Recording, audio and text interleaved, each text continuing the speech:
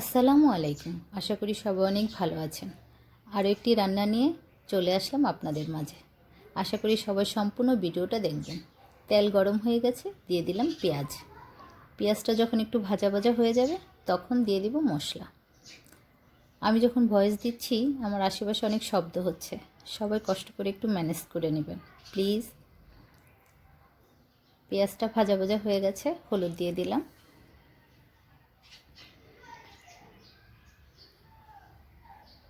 ভিডিওটা অনেক দিন আগেরই, দিতে একটু দেরি হয়ে গেল। মরিচ দিয়ে দিলাম। হলুদ মরিচটা একটু ভাজা ভাজা করব। আমি খুব বেশি মশলা দিই না মাছের মধ্যে, হলুদ মরিচটাই দিই। কি সুন্দর পাখি ডাকছে। একটু পানি দিয়ে দিলাম কষানোর জন্য। মশলাটা এখন কষাবো। যখন তেলটা ভেসে যাবে তখন মাছ দিয়ে দেব। বাইম মাছ ভুনা করছি, লবণ দিয়ে দিলাম। খুবই সাধারণ রান্না, কিন্তু খেতে কিন্তু অসাধারণ। এখনই রঙটা কি সুন্দর লাগছে।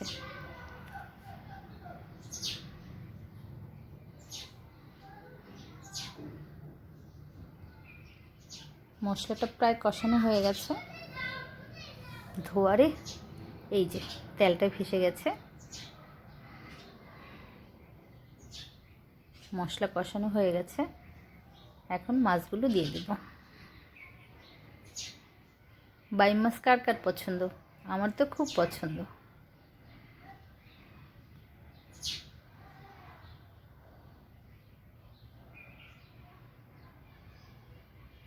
বাইম মাছগুলো দিয়ে একটু ঘুটানাটা করতে থাকবো কিছুক্ষণ।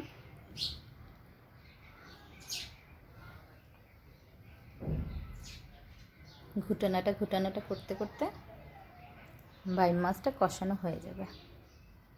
মশলাগুলো মাছের সাথে একটু মিশিয়ে দিচ্ছি। এই যে তেলটা ভেসে গেছে,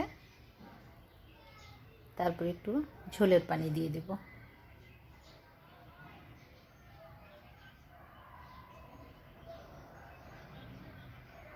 দেখতে কিন্তু দারুণ হয়েছে। ঝোলের পানিটা দিয়ে দিলাম। খুবই সামান্য ঝোলের পানি দিয়েছি, কারণ আমি মাছটা ভুনা ভুনা করব, খুব বেশি পানি দেওয়ার দরকার নেই।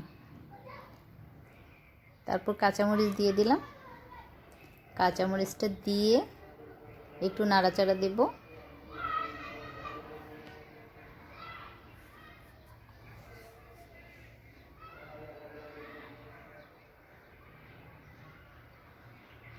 এখন ঢাকনাটা দিয়ে দিব। ঢাকনা দিয়ে কিছুক্ষণ রান্না করব।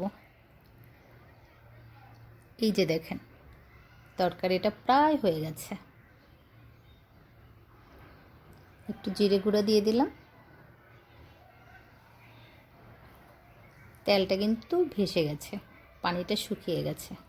দারুণ হয়েছে তরকারির রঙটা।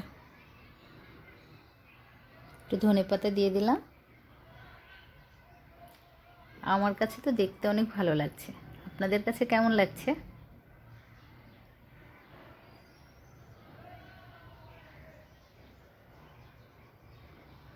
দেখতে যেমন সুন্দর হয়েছে, খেতেও আলহামদুলিল্লাহ খুব ভালো হয়েছে। এই যে বাইম মাছ বোনার ফাইনাল লুক কেমন হয়েছে কমেন্টস করে জানিয়ে যাবেন কিন্তু।